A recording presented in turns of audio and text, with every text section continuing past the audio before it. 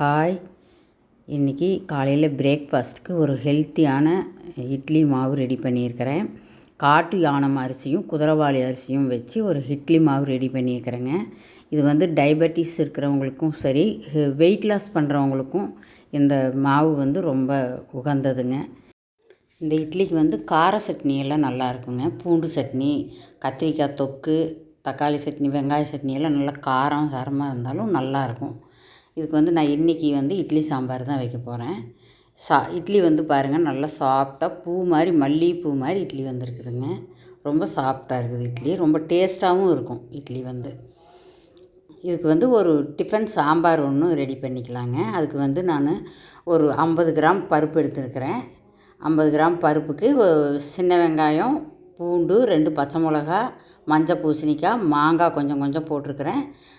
முருங்கைக்காய், ஒரு முருங்கைக்காய் பொடியை கட் பண்ணி போட்டுட்டு, சாம்பார் தூள், மஞ்சத்தூள், 2 தக்காளி போட்டிருக்கிறேன். 2 கப்பு தண்ணி விட்டு ஒரு 2 விசில் விட்டு எடுத்துக்கிட்டேனுங்க. அதுக்கு வந்து தாளிப்பு கொடுத்துடலாம்.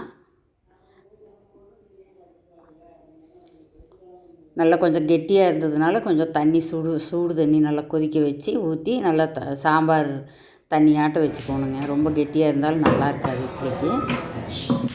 இப்போ வந்து நான் ஒரு கரண்டி அடுப்பில் வச்சு தாளித்து கொட்டிக்கலாம். உப்பு தேவையான அளவு போட்டுக்கலாம், கொஞ்சம் கம்மியாக போட்டுக்கணும். மாவுலேயும் உப்பு இருக்கும், நான் அரை உப்பு தான் போடுறேன். கடுகு போட்டுக்கிறேன், கொஞ்சம் பெருங்காயம் போட்டு, வரமிளகா ஒரு 4 வரமிளகா, கருவேப்பிலை அதெல்லாம் போட்டு தாளித்து கொட்டிடலாம். சாம்பார் ரெடி ஆயிடுச்சுங்க.